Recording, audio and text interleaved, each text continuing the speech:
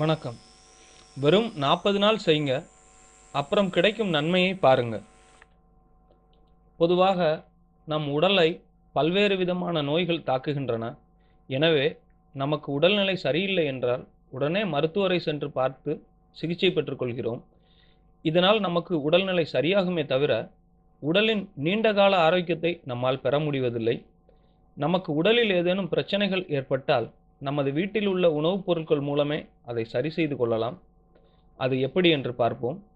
மெலிந்த உடல் உள்ளவர்கள் கற்கண்டை வெண்ணெயுடன் சேர்த்து 40 நாட்கள் தொடர்ந்து சாப்பிட்டு வந்தால் மெலிந்த உடல் பருமனாகும்.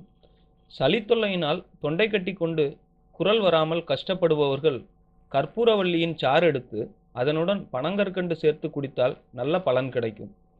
வயிற்றின் சுற்றளவு அதிகமாக இருப்பவர்கள் வெள்ளை வெங்காயத்தை நெய்யில் வதக்கி அதனுடன் பனங்கற்கண்டு சேர்த்து காலை மாலை என 2 வேளைகளும் ஒரு தேக்கரண்டி சாப்பிட்டு வர வேண்டும். கடுமையான மூட்டு வலிகள் மூலம் கஷ்டப்படுபவர்கள் சுக்கை நீர்விட்டு அரைத்து கொதிக்க வைத்து மூட்டுகளில் தடவினால் மூட்டு வலி விரைவில் குறைந்துவிடும். மூல பிரச்சனைகள் இருப்பவர்கள், அதாவது மூலம், அந்த பிரச்சனைகள் இருப்பவர்கள் கருணைக்கிழங்கை தொடர்ந்து வாரம் 2 முறை உணவுடன் சேர்த்து சாப்பிட வேண்டும். 1 டம்ளர் கொதிநீரில் 1 டேபிள் ஸ்பூன் தேனை கலந்து குடித்தால் 1/4 மணி நேரத்தில் வயிற்று வலி காணாமல் போய்விடும்.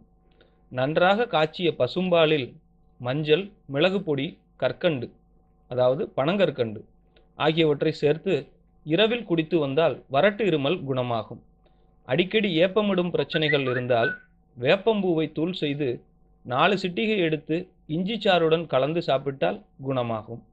ஞாபக மறதி அதிகமாக இருப்பவர்கள் வல்லாரைக்கீரையை நிழலில் காய வைத்து பொடித்து தினமும் ஒரு தேக்கரண்டி அளவு அந்த பொடியை சாப்பிட்டு வந்தால் நினைவாற்றல் அதிகரிக்கும். பெண்களுக்கு மாதவிடாய் கோளாறுகள் ஏற்பட்டால் உலர் திராட்சை பழத்தை வெதுவெதுப்பான தண்ணீரில் 1/2 மணி நேரம் ஊற வைத்து பின் அதை காலையில் குடித்து வர வேண்டும். இதனால் மாதவிடாய் கோளாறுகள் மட்டுமின்றி இதய நோயும் குணமாகிவிடும். மேலும் தகவல் அறிய சேனலை சப்ஸ்கிரைப் பண்ணுங்க. நன்றி.